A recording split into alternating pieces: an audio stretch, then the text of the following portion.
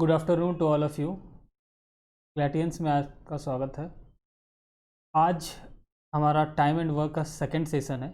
इससे पहले हमने एक सेशन किया जिसमें हमने सीखा कि कैसे टाइम एंड वर्क के क्वेश्चंस को हम ठीक तरह से समझ सकते हैं, उसे बना सकते हैं हम कंपैटिबल। आज के सेशन में भी हम लोग कुछ क्वेश्चंस टाइम एंड वर्क के देखेंगे और हमारा कंसेप्ट बिल्डिंग भी होगा और हम बेहतर तरीके से समझ पाएंगे कि क्या कैसे उसको डीआई के क्वेश्चंस में, अगर डीआई के क्वेश्चंस टाइम एंड वर्क पर बेस्ड हों तो उन्हें कैसे बेहतर तरीके से समझा जा सकता है, उसे बनाया जा सकता है। तो चलिए स्टार्ट करते हैं हमारा आज का सेशन जो टाइम एंड वर्क पे है। चलिए, पहला क्वेश्चन जो है आपके सामने, जो आपके स्क्रीन पर दिख रहा होगा।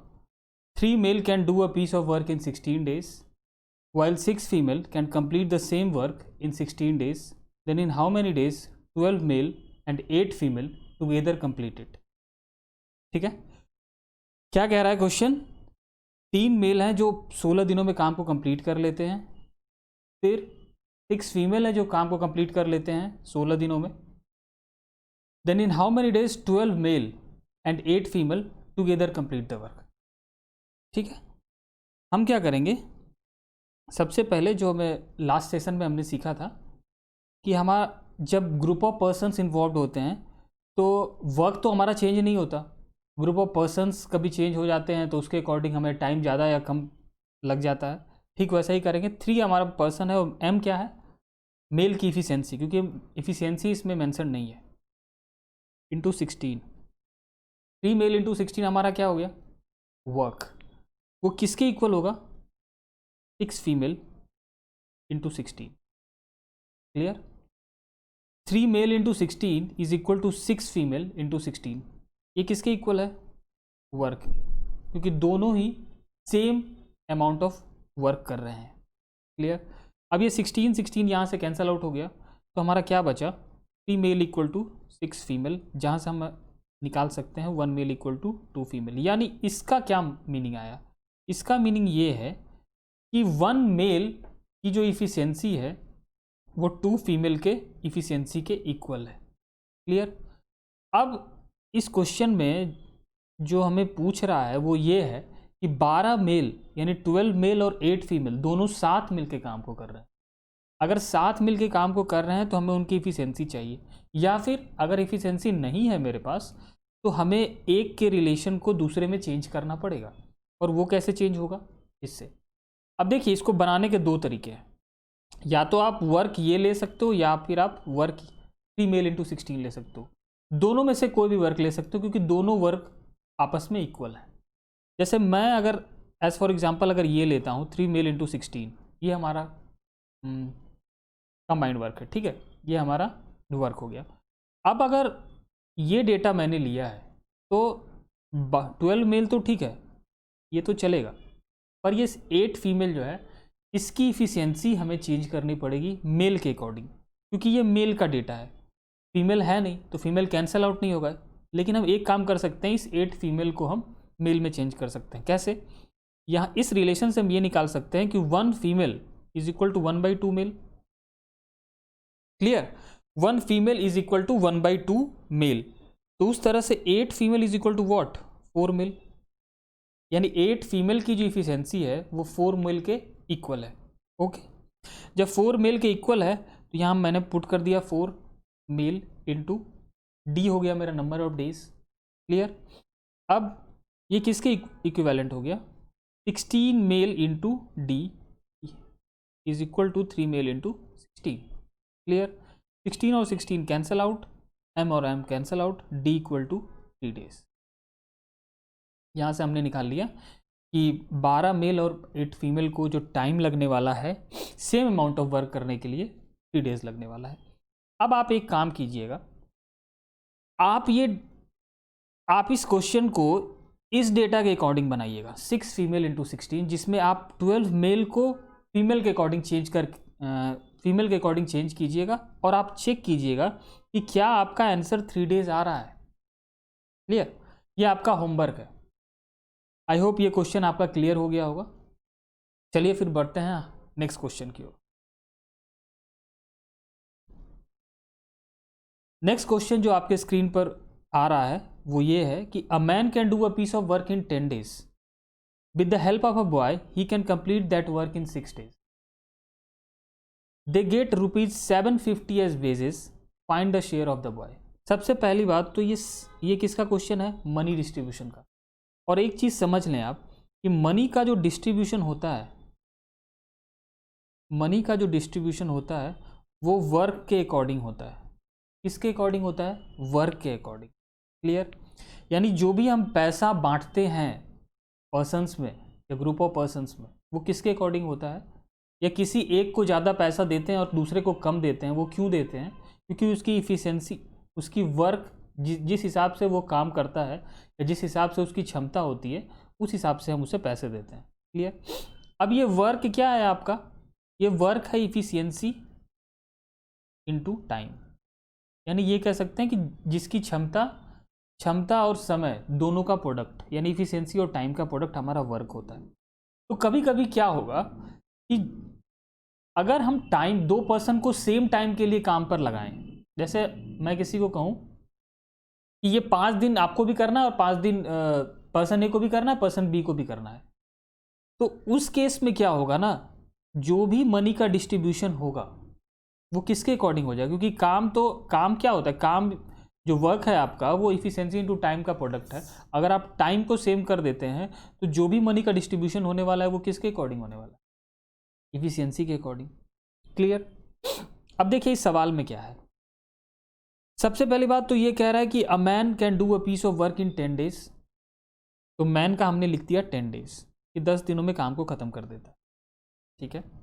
अब with the help of a boy he can complete the work, that work यानी सेम वर्क इन 6 days। तो मेल प्लस बॉय कितने दिनों में? 6 दिनों में। क्लियर? 10 और 6 का एलसीएम क्या होगा? 30। कोई डाउट नहीं। 30 क्या हो गया हमारा? Total work. अब यहाँ से हमने क्या निकाला, क्या निकाल सकते हैं यहाँ से? इफिशियंसी। 30/10 यानी मेल की इफिशियंसी आ गई 3, और 30/6 मेल प्लस बॉय की इफिशियंसी आ गई 5। अब हमें टोटल जो पैसा दिया हुआ है, वेजेज जो दिया हुआ है वो है 750, 750 रुपीज़। आप इसको दो तरीके से बना सकते हैं। आपको पूछ रहा है शेयर ऑफ अ बॉय, तो आप 750 को इक्वेट कर दीजिए टोटल वर्क से। क्लियर? टोटल वर्क से इक्वेट कर दीजिए। इससे आपको क्या पता चलेगा? 1 यूनिट ऑफ वर्क के लिए कितना वेजेस मिलता है ये पता चल जाएगा। अब आपको ये दिया हुआ है कि मेल प्लस बॉय दोनों की इफिशियंसी मिलकर कितनी है? 5। अगर मेल की 3 है तो बॉय की कितनी हो जाएगी? 2। क्लियर? अगर मेल की 3 निकल के आई है और टोटल 5 है तो बॉय की कितनी हो गई? 2 हो गई। ओके। अब इससे आपको ये पता चल जाएगा कि अगर दोनों मिलके 6 दिनों में काम को कंप्लीट करते हैं तो टोटल काम करते कितना है? बॉय कितना करता है? अगर बॉय की इफिशियंसी टोटल ये 30 यूनिट के इक्वल है, इसको आप इक्वेट करेंगे यहाँ से बॉय टोटल वर्क कितना होता है 6 दिनों में, क्योंकि दोनों मिलके काम को करते हैं 6 दिन तक और 6 दिन में काम को कंप्लीट कर लेते हैं। इसका मतलब है मेल भी 6 दिन काम कर रहा है और बॉय भी 6 दिन काम कर रहा है। तो अभी मैंने थोड़ी देर पहले बताया था कि जब टाइम सेम हो जाए ना तो आप इफिशियंसी के अकॉर्डिंग भी मनी का डिस्ट्रीब्यूशन हो जाता है। जैसे इस क्वेश्चन में आप यहाँ से भी निकाल सकते हो या फिर आप ऐसे भी निकाल सकते हो। 750 इज इक्वल टू वॉट? 5। क्यों ये 5 से इक्वेट क्यों किया हमने? इसलिए किया कि दोनों ही 6 दिन काम कर रहे हैं, कोई उसमें से गया नहीं, दोनों मिलके काम कर रहे हैं। तो अगर मैन कर रहा है 6 दिन तो वो भी कर रहा है और दोनों मिलके काम को ख़त्म कर दे रहे हैं 6 दिन में। तो जब आपका टाइम सेम हो गया तो वर्क, जो भी वर्क होने वाला है या जो भी मनी का डिस्ट्रीब्यूशन होने वाला है वो तो इफिशियंसी के अकॉर्डिंग ही होगा, क्योंकि टाइम तो आपका कांस्टेंट हो गया, टाइम तो आपका फिक्स्ड हो गया। तो इसलिए हम मनी को इफिशियंसी के अकॉर्डिंग भी रिलेट करते हैं एक स्पेशल केस में, और वो स्पेशल केस क्या है? जो आपका टाइम दोनों के लिए या 2 से ज़्यादा अगर वर्कर हैं सेम हो जाए तो। क्लियर? अगर ये 5 यूनिट के इक्वल है, अगर 750 5 यूनिट के इक्वल है तो 1 unit is equal to what? 150 rupees. अगर एक यूनिट का मतलब 150 रुपये है, तो बॉय का कितनी इफिशियंसी है? बॉय की इफिशियंसी कितनी है? 2, यानी 2 unit is equal to what? 150 into 2, 150 into 2 यानी 300। बॉय की इफिशियंसी क्या निकल के आई? सॉरी, बॉय का शेयर क्या निकल के आया? 300 रुपीज़। क्लियर? अब आप एक काम करें, आप जब इस क्वेश्चन को बना रहे होंगे तो आप वर्क के अकॉर्डिंग निकाल के देखिएगा। आप वर्क को इक्वेट करेंगे 750 से और वहाँ से आप 1 यूनिट की वैल्यू निकाल लेंगे और आपको यहाँ से इफिशियंसी मिली हुई है और 6 दिन काम करता है, तो this much of work is done by boy. अब 1 यूनिट की इफिशियंसी आपको पता, 1 यूनिट की वैल्यू आपको पता है, तो आप इसको मल्टीप्लाई करके आप निकाल सकते हैं और चेक कीजिएगा कि क्या आपका आंसर ₹300 आ रहा है या नहीं आ रहा है। आएगा ही। तो ये आपका होमवर्क है कि आप इसको वर्क के अकॉर्डिंग निकाल के देखेंगे। ठीक है, आई होप कोई प्रॉब्लम नहीं होगा इस सवाल में आपको। चलिए फिर नेक्स्ट क्वेश्चन की तरफ चलते हैं हम लोग।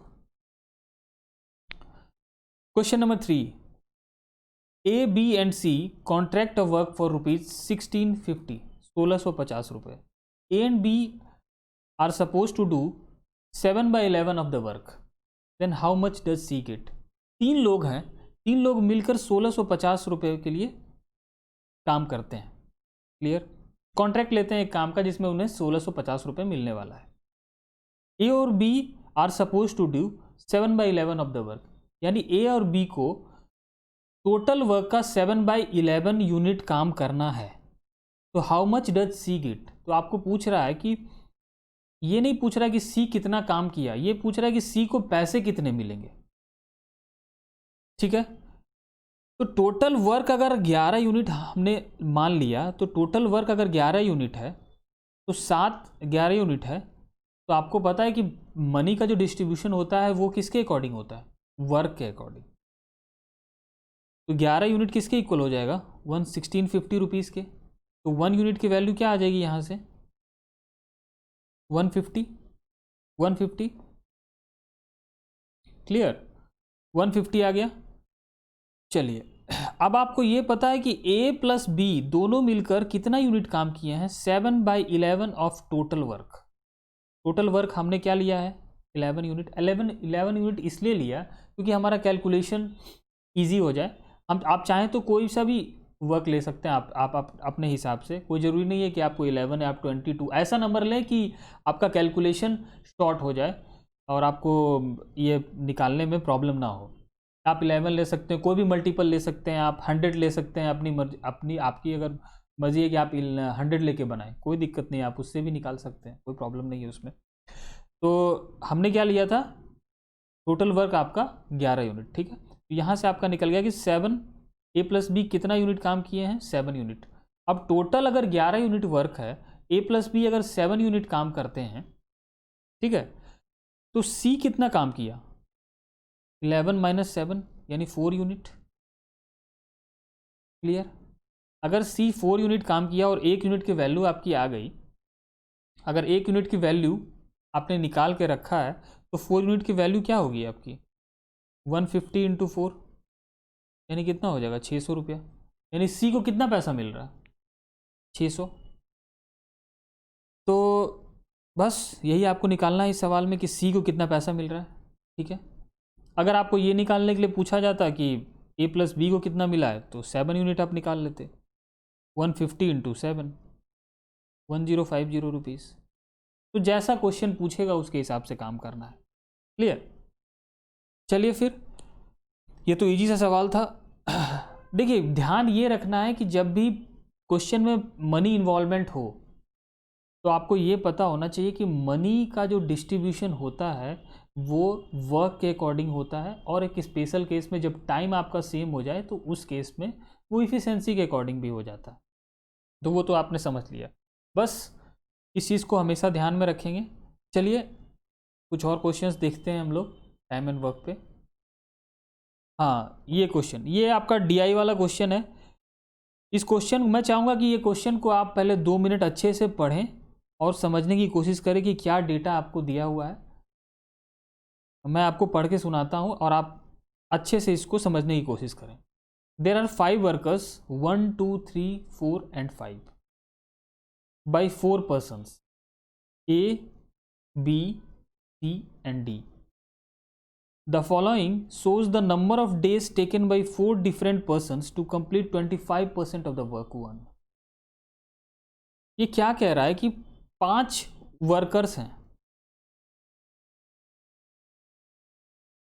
दे आर 5 वर्कर्स नहीं, ये वर्क है, ये वर्कर्स यहाँ से आप कैंसिल आउट कर दीजिएगा। There are 5 work 1 2 3 4 and 5 done by 4 persons A, B, C and D. Clear?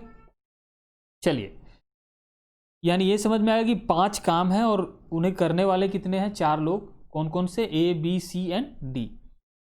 पहला जो आपको दिया हुआ है, the following shows the number of days taken by 4 different person to complete 25% of the work one. यानी ये जो टेबल आपके पास गिवन है, ये क्या कह रहा है कि 4 पर्सन्स का डेटा दिया हुआ है और वर्क वन, सभी ने वर्क वन ही किया है। इसमें वर्क वन इसका 25% of work one is done by A, B, C and D। And इसमें आपको ये दिया हुआ है कि ये टाइम कितना लेते हैं 25% ऑफ द वर्क वन करने में। क्लियर? 25% वर्क वन का काम करने में A, B, C and D को कितना टाइम लगता है वो आपको गिवन है। The following line chart is the percentage of the other work with respect to work one. Work one के रिस्पेक्ट में ये जो आपके पास लाइन चार्ट दिया हुआ है, वर्क वन के रिस्पेक्ट में आपको ये इन्फॉर्मेशन दिया हुआ है कि वर्क वन के रिस्पेक्ट में आपको परसेंटेज के फॉर्म में दिया है कि वर्क वन का कितना परसेंट वर्क टू है, वर्क थ्री है, work four and work five. ठीक है, चलिए फिर अब इस पे क्वेश्चंस पहला क्वेश्चंस देखते हैं जो आपके सामने ये है। Find the number of days taken to complete the work three. Okay, work three हमें निकालना है, उसमें नंबर ऑफ डेज कितना लिया गया है वो निकालना है। ठीक है, स्टेटमेंट वन क्या कह रहा है? A and B started working together and after some days they left the work. A and B दोनों साथ मिलकर काम करते हैं, लेकिन कुछ दिनों के बाद उन्होंने काम को छोड़ दिया। The remaining work is completed by D, यानी बचा हुआ काम डी के द्वारा कंप्लीट होता है। The ratio of the work completed by A and B and D is 4:5। First statement. Second statement क्या है? Statement number 2, A started doing the work. A ने काम को स्टार्ट किया and after 3 days A left the work. Clear? A ने काम को start किया और 3 days के बाद ए ने काम को छोड़ दिया। The remaining work is completed by be in n days। Statement, और ये सफिशियंसी का ऑप्शंस आपके पास है कि कौन सा स्टेटमेंट है। तो सबसे पहले तो हमें ये निकालना पड़ेगा कि वर्क थ्री हमारा कितना है और ए और बी की इफिशियंसी निकालनी पड़ेगी। तो इसके लिए हम चले जाएंगे टेबल के पास। अब देखिए, अगर आपके पास 1/4 ऑफ द वर्क दिया हुआ है तो क्या हम 1 यूनिट ऑफ द वर्क नहीं निकाल सकते? बिल्कुल निकाल सकते हैं। यानी मैं ऐसा बोलूँ कि अगर ए को 7.5 दिन लग रहे हैं 1/4 ऑफ द वर्क, यानी 25% काम करने में अगर उसे 7.5 दिन लग रहे हैं तो 100% काम करने में उसे कितना टाइम लगेगा? मल्टीप्लाई बाई 4, क्योंकि 25% अगर काम है तो इधर 4 से मल्टीप्लाई करेंगे तो 100% हो जाएगा, तो इधर 7/5, यानी क्या करेंगे हम लोग? 7.5 दिन गुने 4, कितने के इक्वल हो गया? ये कितने हो गई वैल्यू? 30 डेज। ठीक है, कैसे हो गया ये? क्योंकि 25% काम हमारे पास दिया हुआ था, उसको हमने मल्टीप्लाई कर दिया 4 से, तो 100% काम कंप्लीट हो गया। और ए का हमें ये पता चल गया कि ए 100% काम कंप्लीट करने में वर्क वन 30 डेज का टाइम लेता है। क्लियर? अब आ जाइए बी पे। बी के साथ भी वही केस है, वो भी 25% दिया हुआ है आपको। 5 डेज लेता है 25% ऑफ द वर्क कंप्लीट करने में, तो 100% वर्क कंप्लीट करने में कितना टाइम लेगा वो? 20 डेज। क्लियर? सी को कितना टाइम लगता है? 4 × 4 कर देंगे, कितना हो जाएगा ये? 16 डेज। और डी के लिए 6 × 4 यानी 24 डेज। ये निकल गया 100% ऑफ वर्क 1 कंप्लीट करने में ए बी सी और डी को कितना टाइम लगने वाला है। हम क्या करेंगे, अब एलसीएम निकाल लेंगे। क्लियर? 30, 20, 16 और 24 का एलसीएम क्या होने वाला है? देखिए 30 और 20 का एलसीएम निकालना बहुत ईजी है, वो हो गया 60, और 16 और 24 का क्या होगा? 16 और 24 का ये भी ईजी है, 48। क्लियर? 48। अब 60 और 40 का निकालना कितना आसान है, आप इसमें से 12 निकाल लो बाहर, यहाँ क्या बच गया आपका 5, और यहाँ क्या बच गया 4। अब कुछ भी कॉमन नहीं निकलने वाला है। कितना हो गया 12 5 जा 60 × 4 240, 240 यूनिट क्या हो गया आपका टोटल वर्क। 240 यूनिट आपका अगर टोटल वर्क है और ए को लग रहा है 240 यूनिट काम करने में 30 दिन, इफिशिएंसी क्या निकल के आएगी उसकी 240/30 यानी 8 यूनिट। क्लियर? बी को कितना टाइम लगने वाला है 12, सॉरी बी को कितनी होगी बी की इफिशिएंसी, बी को टाइम कितना लगा है 20 दिन, तो उस हिसाब से इफिशिएंसी क्या होने वाली है 12। 16 इसको कितना लगने वाला है 15 हो जाएगी इसकी इफिशिएंसी। 16 × 15 क्या होते हैं 240, और डी को कितना, डी की इफिशिएंसी क्या निकल के आएगी 10। यानी हमें ए की, बी की, सी और डी सभी की इफिशिएंसी पता चल गई। और एक चीज़ और, अब इस क्वेश्चन में क्या दिया हुआ है कि वर्क 3 हमें करवाना है, वर्क 3 कितना यूनिट है ये भी निकालना पड़ेगा। तो वर्क 3 कैसे निकलेगा ये समझना है। वर्क 3 है कितना पहले, विथ रिस्पेक्ट टू, ये जो यहाँ पे दिया हुआ है आपको, with respect to work 1, work 3 कितना है आपके पास 75%। यानी वर्क 1 अगर 240 है, उसका 75% अगर हम निकाल लें तो वो वर्क 3 हो जाएगा। 75% फ्रैक्शन में कितना होता है 3/4, ये क्या है वर्क 3। यहाँ से आप निकाल लेंगे, ये कितना यूनिट हो गया 180 यूनिट। क्लियर? यानी हम यहाँ से ये पता लग गया हमें कि 180 यूनिट हमारा वर्क 3 है। ए की इफिशिएंसी क्या है 8 यूनिट, बी की इफिशिएंसी क्या है 12 यूनिट, और डी की इफिशिएंसी क्या है 10 यूनिट, सी की क्या है 15 यूनिट। चलिए ये हमने निकाल लिया। अब जो डेटा हमारे पास दिया हुआ है, उसके स्टेटमेंट जो दिया हुआ है आपके पास, उसके अकॉर्डिंग हम वर्क करेंगे और देखेंगे कि क्या हम नंबर ऑफ डेज निकाल पा रहे हैं वर्क 3 का। वर्क 3 हमारे पास कितना है 180 यूनिट, ये हमने रख लिया। अब A and B started working together and after some days they left the work and the remaining work is done by D. The ratio of the work completed by A and B together and D is 4:5। देखिए statement 1 क्या कह रहा है कि A plus B, the ratio of the work completed by A plus B and D is equal to 4/5। ये क्या है a plus B by D is equal to 4/5 is what, ये क्या है ratio of the work complete, यानी a plus B जो दोनों मिलके काम किए हैं और d ने जो काम किया है उनका रेशियो दिया हुआ है।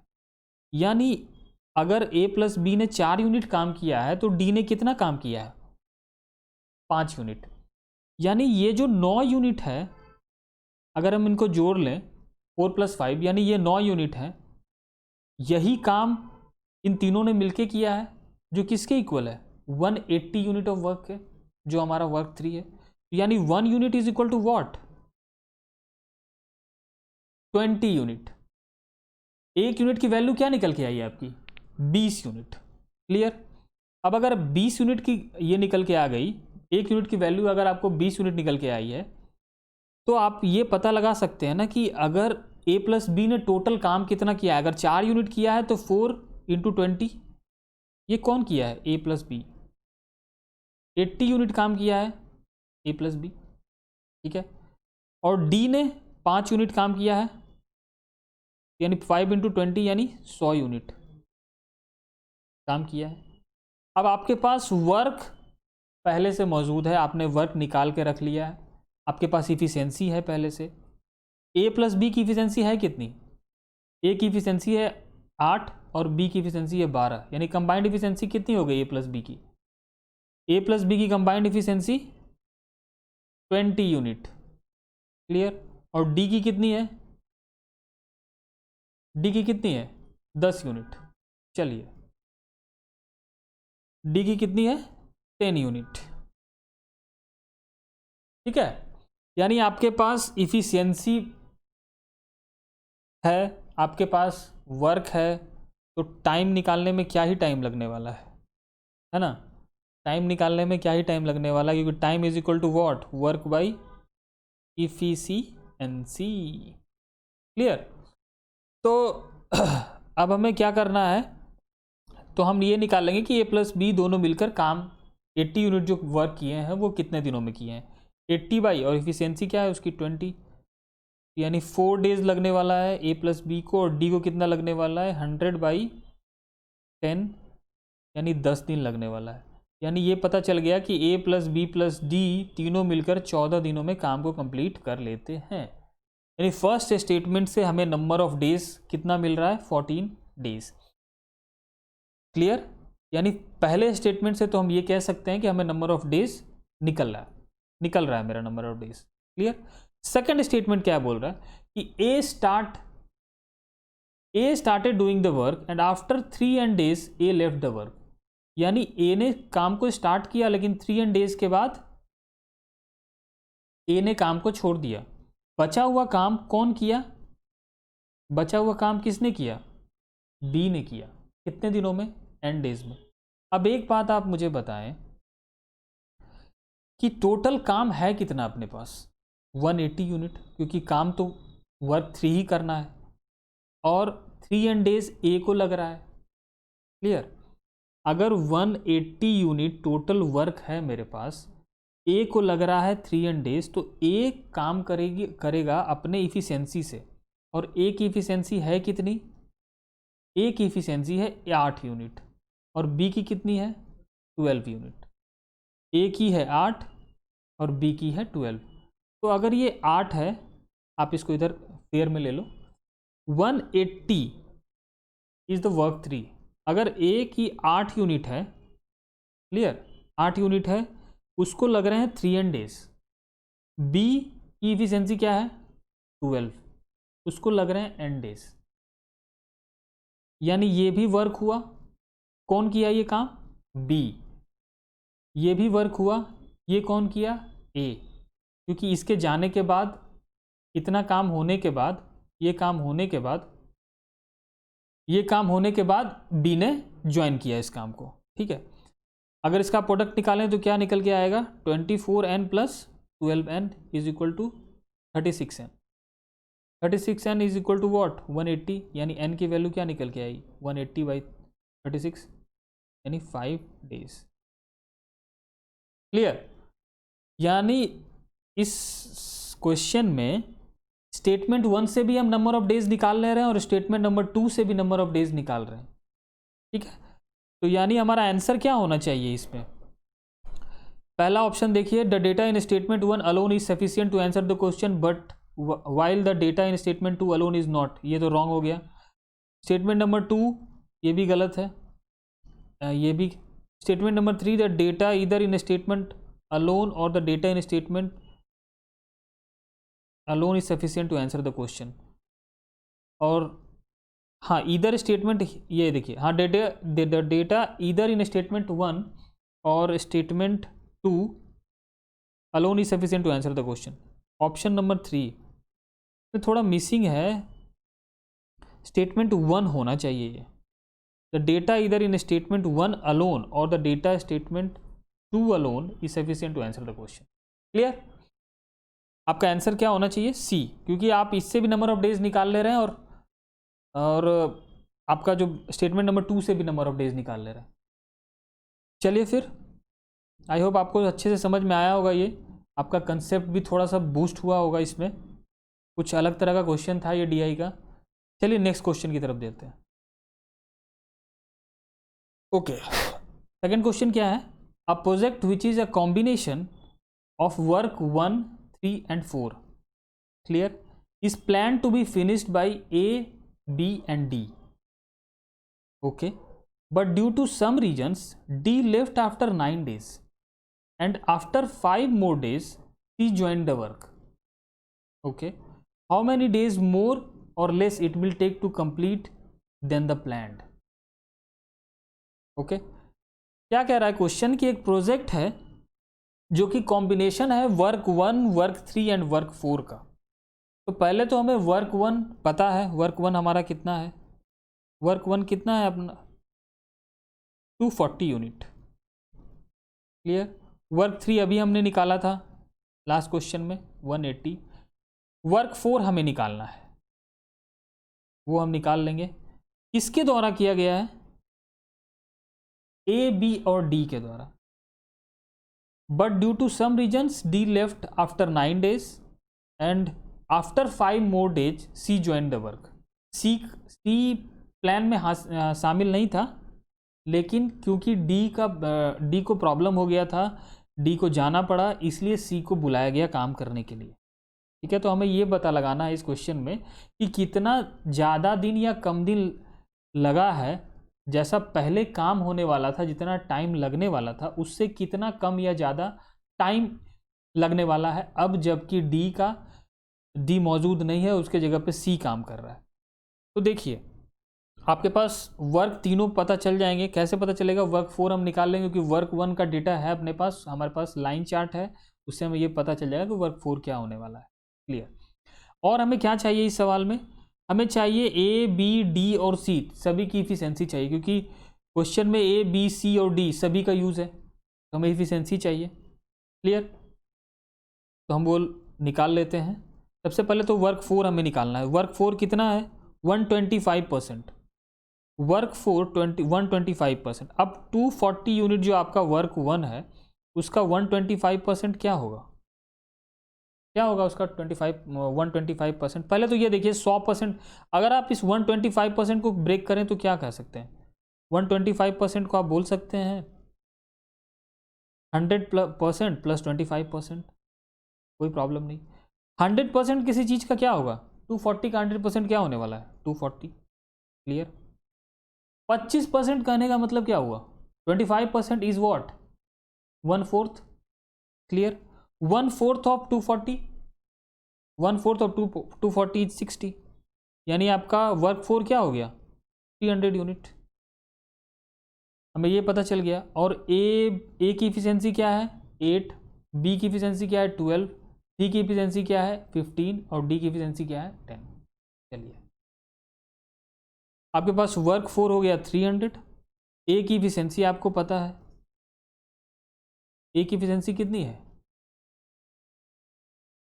12, बी की इफिशिएंसी, मैं गलत तो नहीं बोल रहा, एक बार चेक कर लेता हूँ, 8 है, सॉरी, ए की इफिशिएंसी 8 है, बी की 12 है, सी की 15 है और डी की 10 है।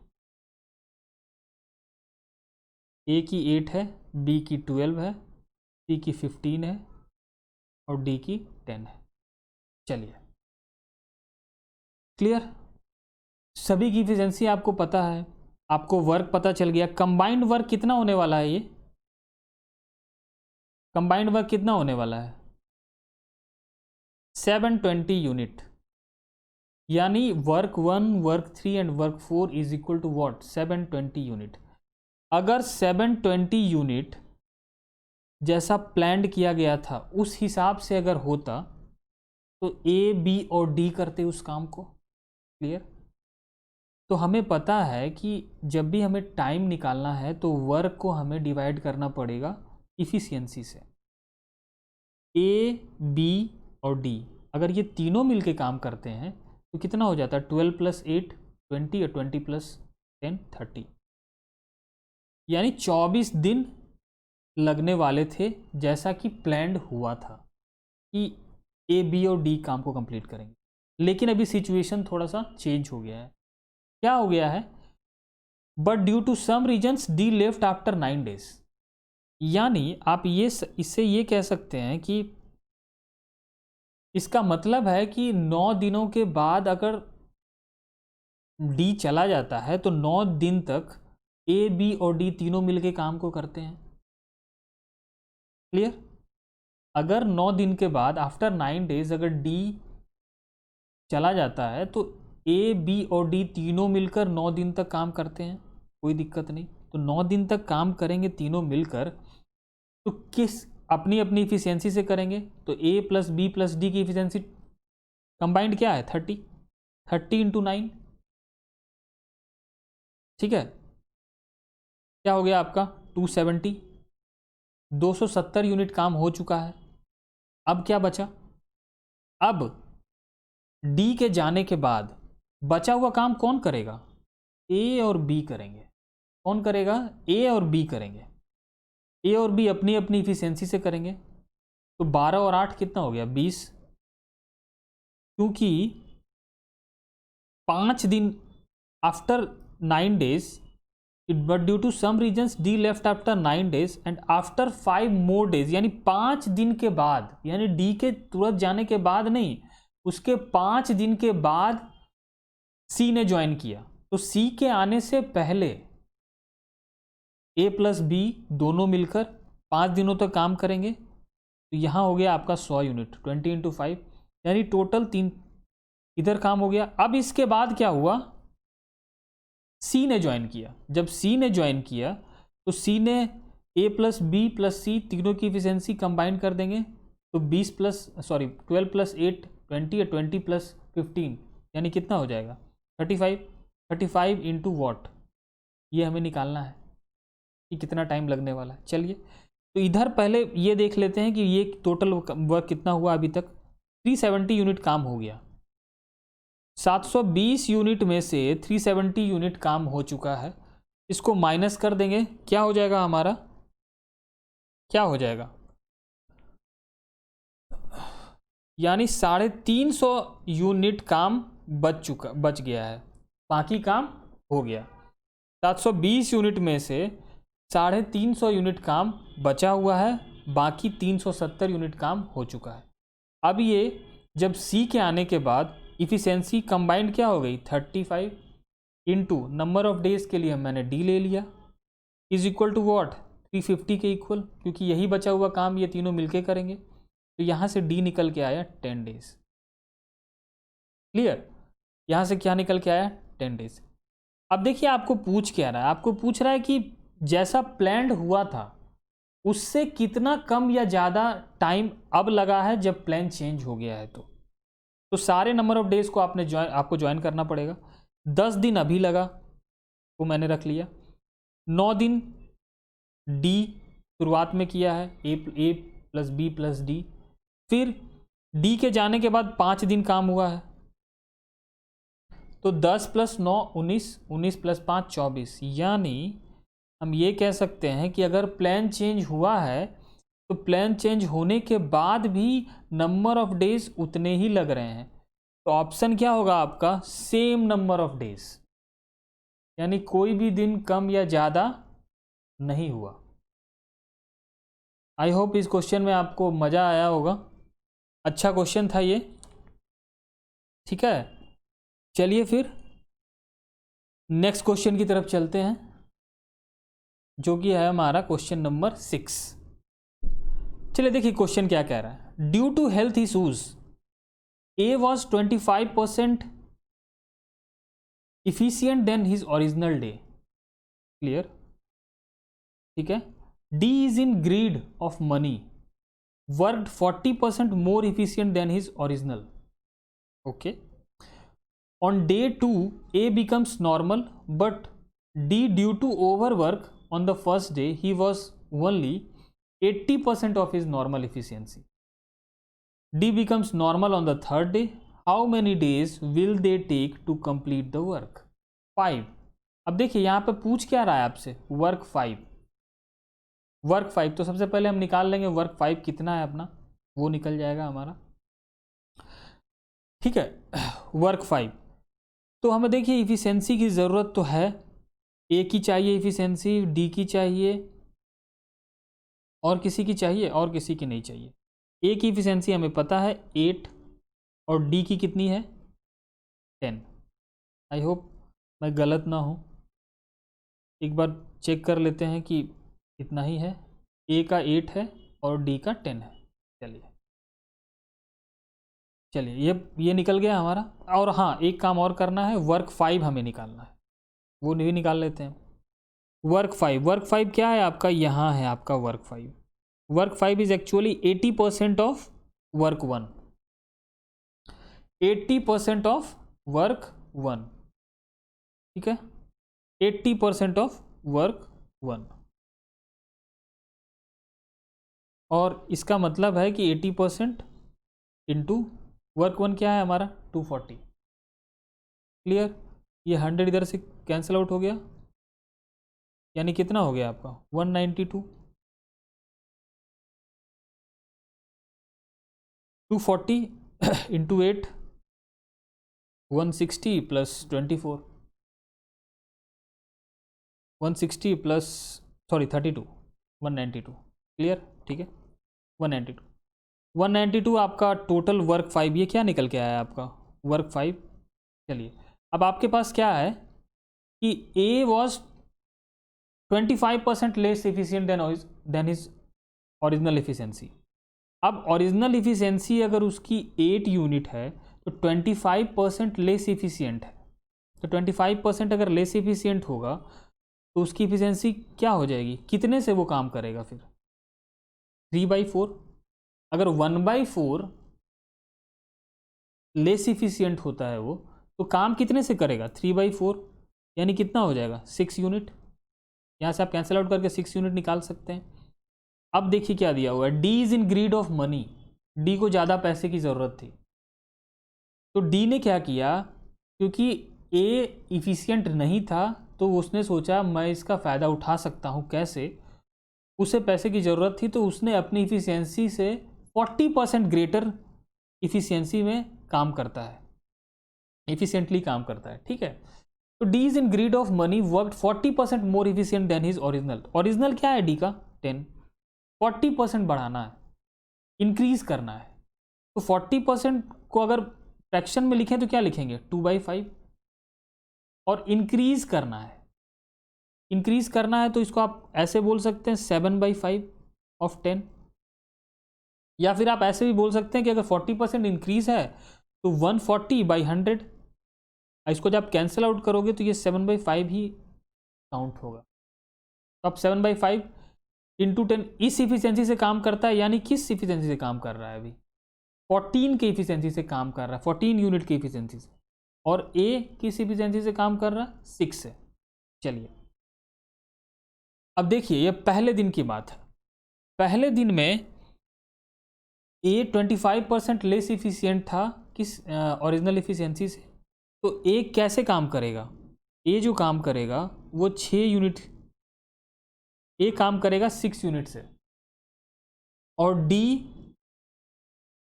डी कैसे काम करेगा 40% more efficient than his original, तो डी कैसे काम करेगा 14 यूनिट से, यानी टोटल 20 यूनिट से ये पहले दिन काम हुआ है, ठीक है।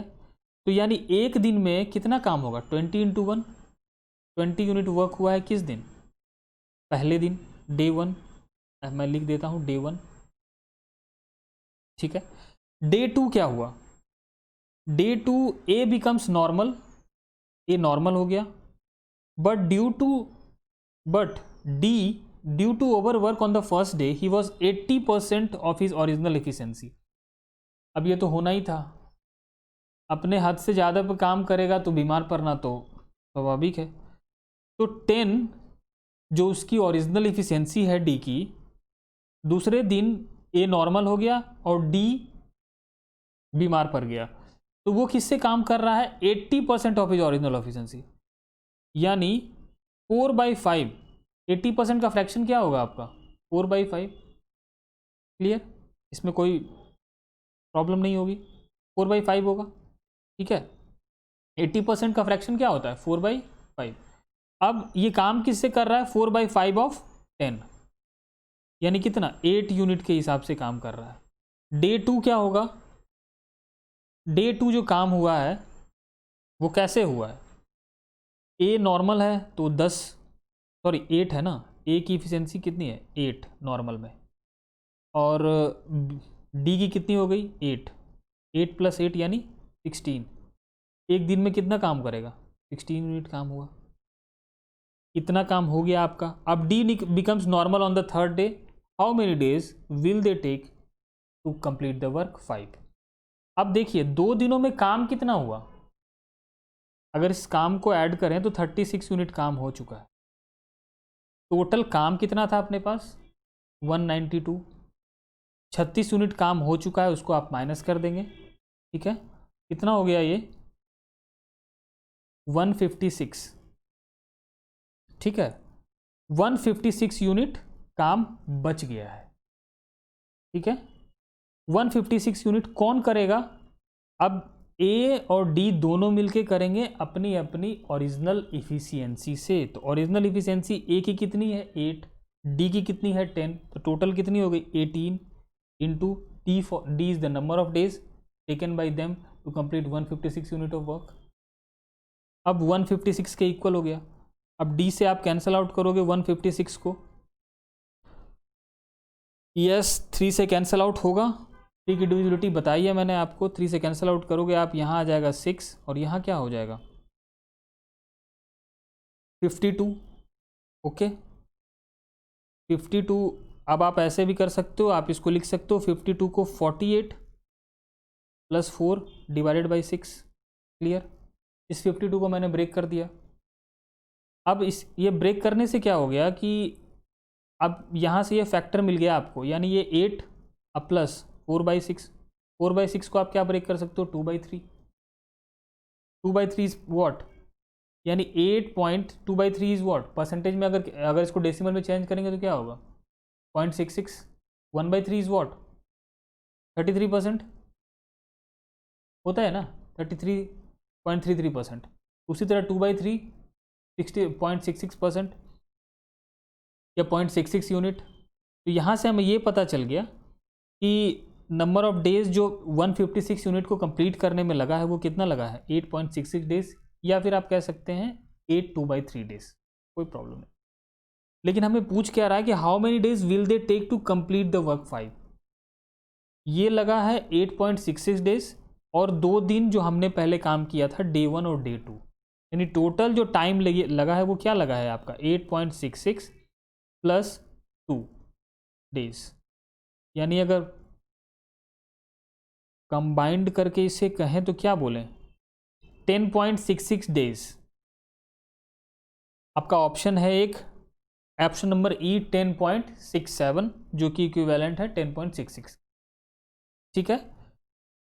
क्वेश्चन थोड़ा सा कॉम्प्लिकेटेड इस सेंस में था कि आप दिखने में लग रहा था कॉम्प्लिकेटेड, लेकिन वैसा कुछ क्वेश्चन में कुछ था नहीं कि बहुत ज़्यादा कॉम्प्लिकेशन हो इसमें। और आपने ये देखा कि इस क्वेश्चन में इफ़िशियंसी को कैसे इंक्रीज और डिक्रीज करके क्वेश्चन को बिल्ड किया जाता है, जहां आपका ए का इफ़िशियंसी पहले कम कर दिया गया, फिर डी का बढ़ा दिया गया, फिर डी को कम कर दिया गया, फिर ए को बढ़ा दिया गया। इस तरह से काम हुआ, ठीक है। तो आई होप आपको ये सवाल समझ में आ गया होगा अच्छे से। चलिए बढ़ते हैं हमारे नेक्स्ट क्वेश्चन की ओर, जो कि है हमारा क्वेश्चन नंबर 7। चलिए ये क्वेश्चन क्या कह रहा है? B and C together can finish the work 6 in 15 days. Work 6 in 15 days. If A work on day 1, B joined the work on day 2, C joined the work on day 3, and D joined the work on day 4, how many days will it take for them to complete the work 6? Work 6 को काम करने में कितना time लगा है? अब देखिए 2 चीज़ तो इसमें चाहिए ही। एक तो चाहिए आपको वर्क 6 कितना है वो निकालना। ये क्वेश्चन सॉल्व करने के लिए पहले तो मुझे वर्क 6 चाहिए। सेकेंड थिंग क्या चाहिए? हमें बी और सी यहाँ पे है, ए भी है, यानी डी भी है, यानी कि सभी की इफिशियंसी चाहिए। तो हमें पता है कि ए की इफिशियंसी कितनी है? 8 यूनिट। बी की इफिशियंसी कितनी है? 12 यूनिट। सी की इफिशियंसी कितनी है? 15 यूनिट। और डी की इफिशियंसी कितनी है? 10 यूनिट, ठीक है। वर्क 6 हमें निकालना पड़ेगा।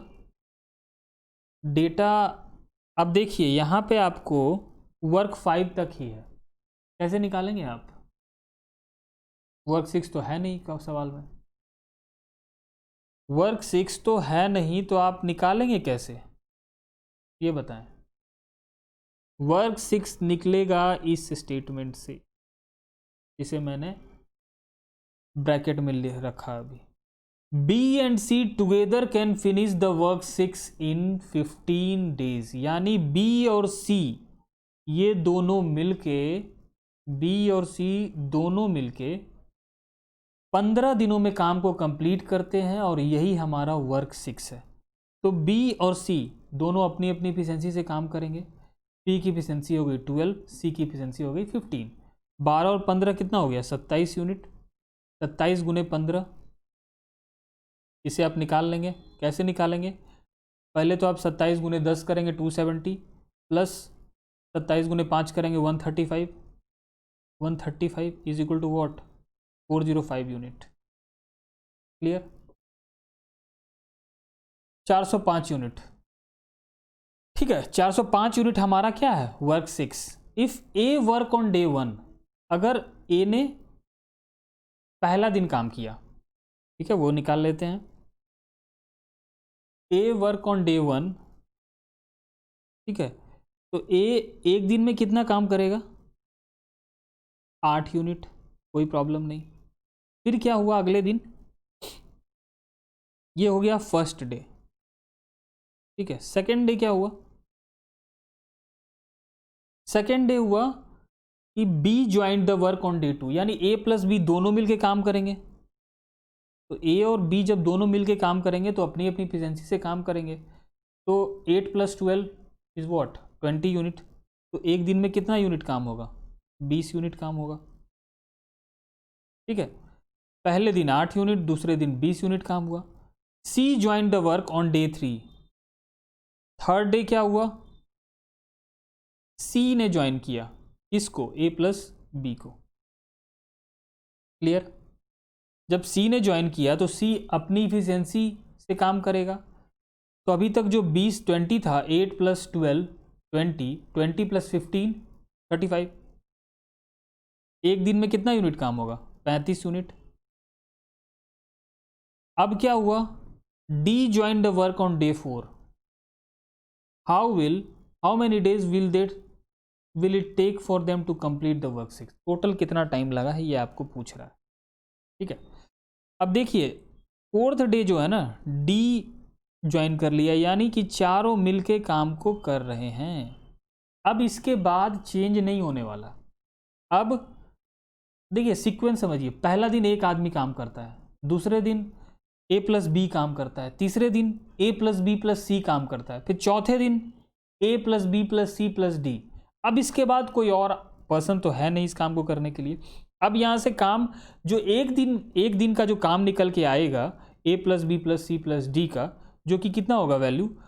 8 + 12 20 है, 20 + 15 35, 35 + 10 45। एक दिन में 45 यूनिट काम होगा। अब ये काम फिक्स्ड होने वाला है। अब इसके बाद एक दिन का काम चेंज नहीं होगा क्योंकि चारों मिलके काम करेंगे। लेकिन अभी तक क्या था? हर दिन का काम चेंज हो रहा था। क्लियर? आई होप ये समझ में आया होगा। चलिए, तो अभी तक जितना काम हुआ है 3 दिन में उसको हम पहले ऐड कर लेते हैं। क्या हो जाएगा? 35 + 20 कितना हो गया? 55। 55 + 8 कितना हो गया? 63। यानी 63 यूनिट काम 3 दिनों में हो चुका है, ठीक है। टोटल काम है कितना अपने पास? 405।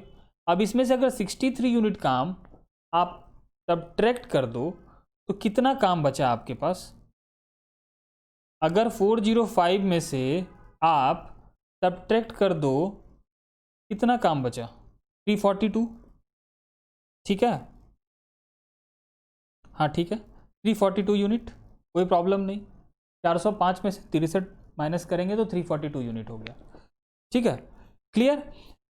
अब ये काम करेगा कौन? ये काम करेगा A plus B plus C plus D, तीनों मिलके, चारों मिलके।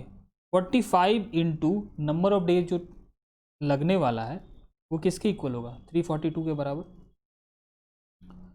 ठीक है, ओके, कोई प्रॉब्लम नहीं। चलिए, अब ये d का वैल्यू हम यहाँ से निकाल सकते हैं, 342 डिवाइडेड बाई 45। कुछ कैंसल आउट होगा 3 से? हाँ बिल्कुल होगा।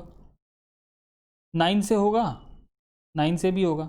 9 से अगर कैंसिल आउट करेंगे तो ये 5 टाइम्स में और ये 3 टाइम्स में कितना हो जाएगा? 27। 27 बचा कितना आपके पास? 7, और इधर 2 है तो 38 टाइम्स, 38 टाइम्स में। यानी आपका क्या निकल के आया? अगर इसे आप मिक्स्ड में लिखना चाहें, इसको आप ऐसे लिख सकते हो, 38 को आप क्या लिख सकते हो? 35 + 3/5। क्लियर?